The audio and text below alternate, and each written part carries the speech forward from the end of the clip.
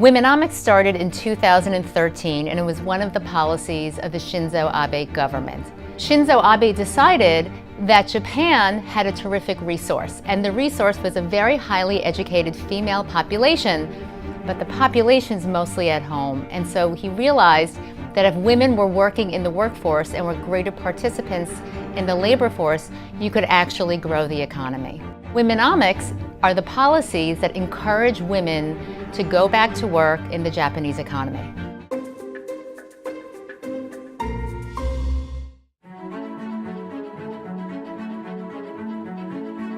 It's really interesting when you think about Womenomics as an investing strategy, because there are a bunch of ways of looking at this. If you look at the rate of participation in the labor force in Japan compared to other developed countries, we've seen female labor force participation rise 7%, from 60% to 67% in 5 short years. In the US, you saw a clear trend downward of women leaving the labor force until about 2 or 3 years ago, and there's an uptick today. So we're actually seeing the biggest difference in Japan, and it is that difference which gives you the investing opportunity, because it is an increasing rate of change, and increasing rates of change tend to lead to higher stock prices.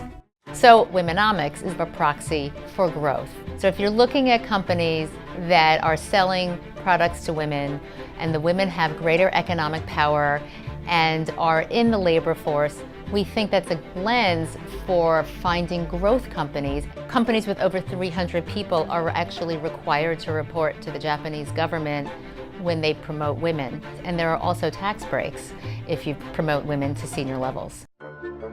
In addition, the construction industry in Japan is hiring women because they can't find enough male workers, in part because it's less labor intensive and more tech focused. One other area where you can use gender lens investing would be home security companies, because to the extent that there are fewer people home during the day, there is greater demand for home security. So investing in home security is a direct result of the government's policies to encourage women to come back into the labor force.